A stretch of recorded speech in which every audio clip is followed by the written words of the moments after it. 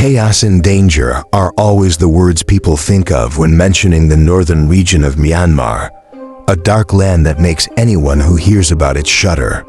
But if northern Myanmar is considered hell on earth, there's also another place where people are no longer seen as human. There, everything can be traded like a commodity. That is truly a dead end, a place with no way out. Today, we will explore the most mysterious cases and the most thrilling stories. As usual, before we begin uncovering the mysteries of today's case, don't forget to leave a like and subscribe to support us. Thank you so much. Today, we will talk about a businessman named Zhou Bio from Taiwan. One day, she unexpectedly received a phone call from a friend. On the phone, her friend's voice trembled with fear. She was crying and told Zhou Bio that she had been sold to the Kaka region in Mae Sot and was now being held hostage by kidnappers demanding a huge ransom.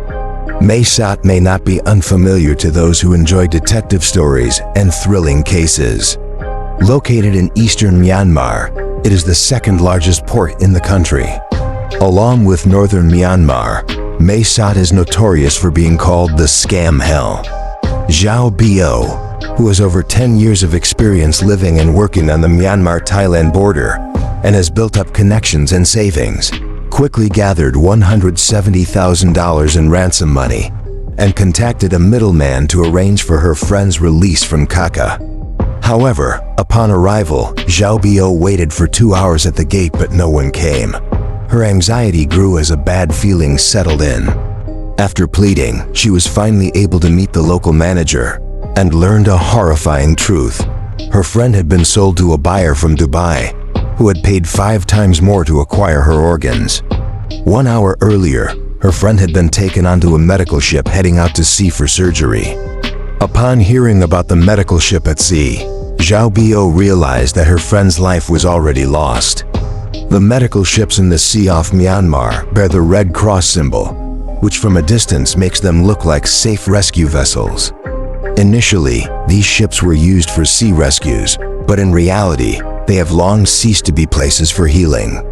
The medical ships have become hubs for the notorious internet scams and organ trafficking in northern Myanmar.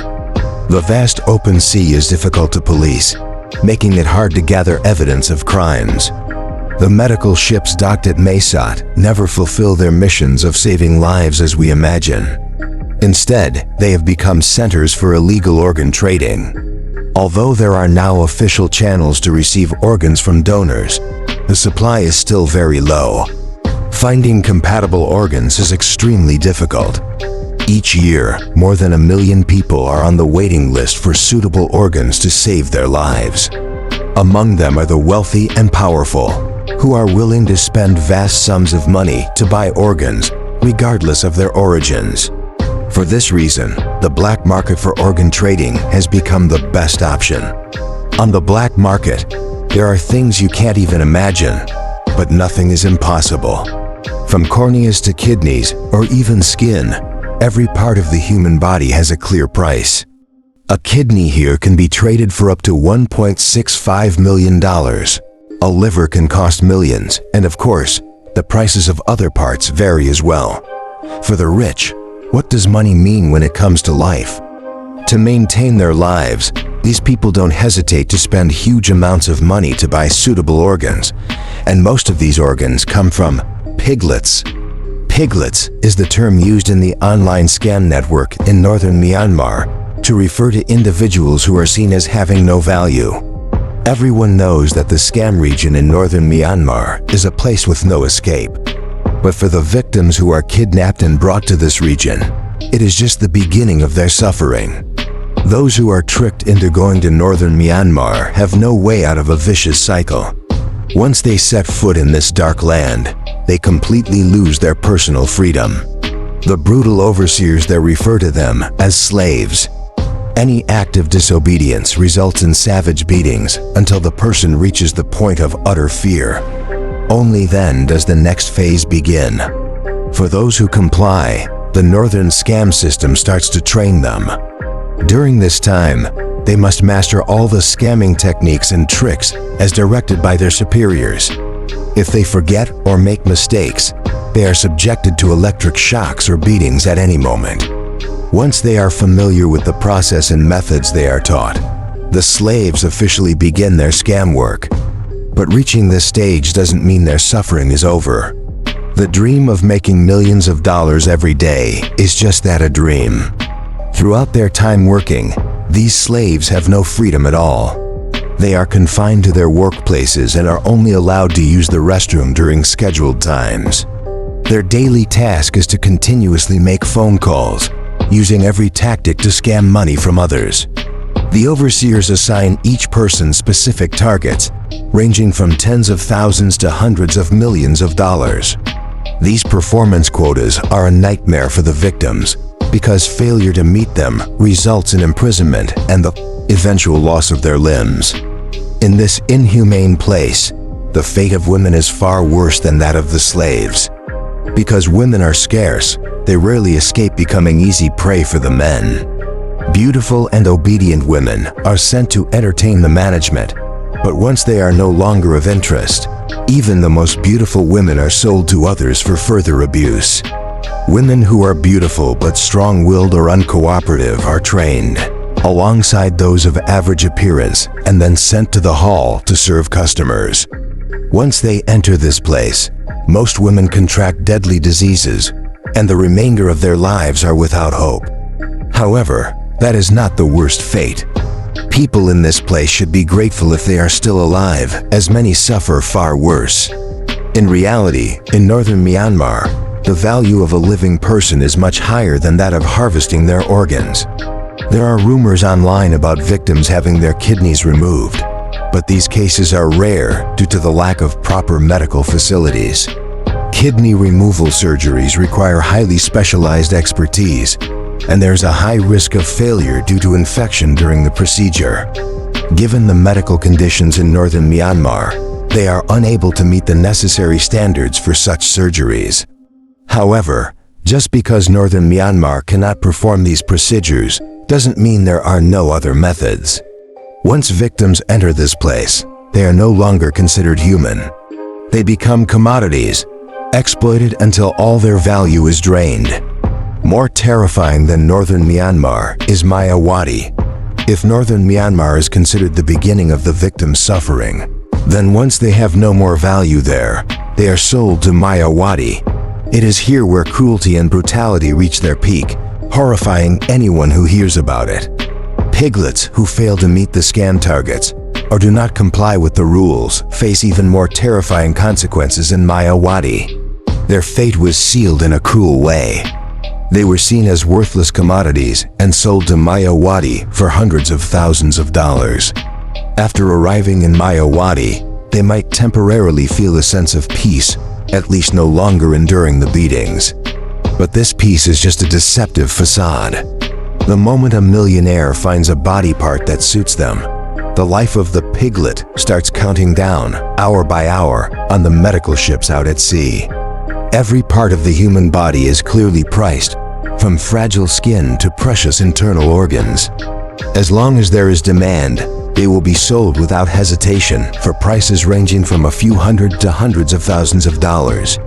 When the millionaires and the local bosses reach an agreement on price, the medical ships will take the piglets out to the open sea. The sea, being difficult to control, becomes the perfect stage for these horrifying crimes. Mayawati is vastly different from northern Myanmar. If you have the money in the north, you can still save people and get them out of the area. But Mayawati is the final destination for Southeast Asian scammers. In the north, there are dozens of places to trade, and if one place doesn't need the victim, they can be sold to another location. If no location accepts them, the victims are sent to the medical ships on the high seas, where every ounce of value in the human body is exploited to its fullest. As such, hardly anyone survives or is ransomed out of Mayawati once they step onto the medical ship. Life is in its final stages. Rumor has it that on these medical ships, inhuman doctors have no qualms about acting with extreme cruelty. There's no compassion for the piglets. No one administers anesthetics to them. The victims, conscious, struggle desperately in vain. Before the surgery begins, the chosen individual is strapped to the operating table, feeling the blood slowly drain from their body. As too much blood is lost, they slip into a deep coma. In this way, the surgery can be performed without the need for anesthesia, and the extracted blood can be sold for additional profit. After this gruesome process, the piglet on the operating table has essentially said their final goodbye to the world. What's even more painful is that, even after they've been drained of all value, the ship's owners do not grant them a peaceful end. All those who die on the medical ship are thrown into the cold sea without any mercy, to be forgotten forever. Despite the many terrifying rumors about northern Myanmar and the medical ships at sea spreading far and wide, there are still naive individuals who don't pay attention, believing they will be the lucky ones to escape a dark fate.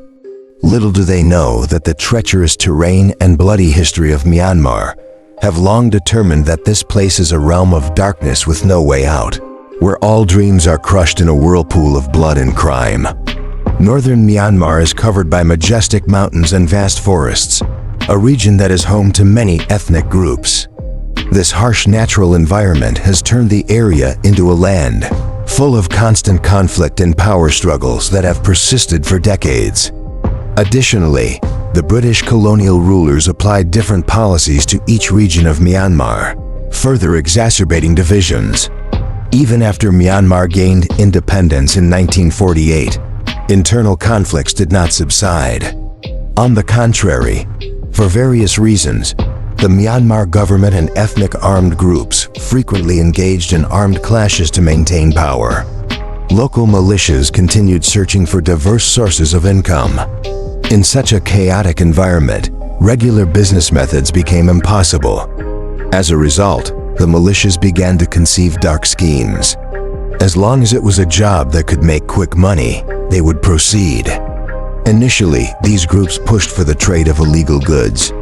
Taking advantage of the treacherous terrain and complex environment, northern Myanmar quickly became a global hub for illegal trade.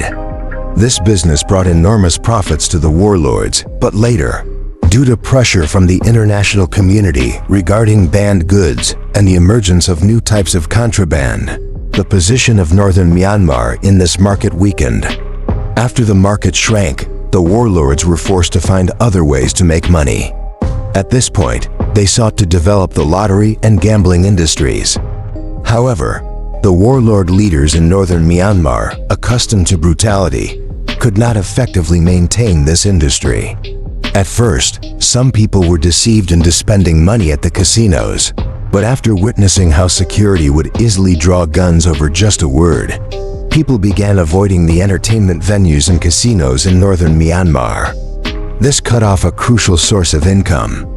At that time, a scam syndicate caught the attention of the warlord leader in northern Myanmar. In China, a crackdown on online fraud was being carried out on a large scale, leaving scammers with no escape route.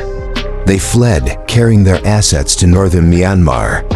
Due to historical reasons, most of northern Myanmar could speak fluent Chinese, had similar customs, and even shared telecommunication networks connected to Yunnan, China. Additionally, the area was a lawless zone with no governing responsibility.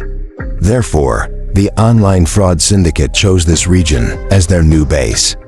Realizing the immense profits from telephone fraud, the local warlord leaders did not miss the opportunity and immediately signed agreements with the scammers.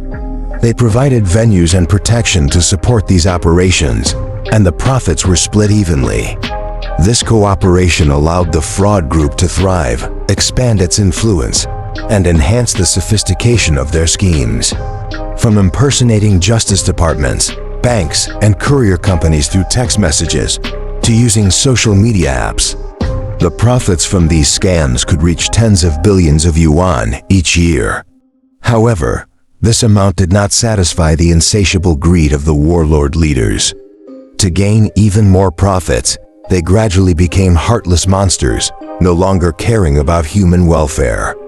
Unlike northern Myanmar, where online fraud has become the primary industry, Myanmar has risen with an even darker reputation as the world's largest hub for organ trafficking. To rake in huge profits, countless victims from countries such as China, Thailand, and Laos fall into the traps of this black market every year. Myanmar is not just a name on the map, but a symbol of brutality and greed, a place where humanity is crushed in the eerie glow of profits. This problem has existed for a long time. For those dreaming of a better life, once deceived and drawn into the traps of northern Myanmar, they quickly realize there is no such thing as easy rewards falling from the sky. Behind those enticing promises often lurk traps that could cost people their lives. To protect yourself, it is important to stay vigilant and never believe in promises of getting rich without effort. Only honest labor brings lasting results, while greed and naivety can lead to disastrous consequences, even the loss of life. Always be cautious of promises that sound too good to be true, and remember that life never gives anything for free. That concludes today's story. Always stay alert and cautious against temptations of effortless wealth. There is no road to success that doesn't involve hard work and effort. Don't let distant dreams lead you down a dark path, where wrong decisions could cost you your entire life. Thank you for listening and joining today's story. I wish you clarity and peace on every step of your journey. See you in the next video.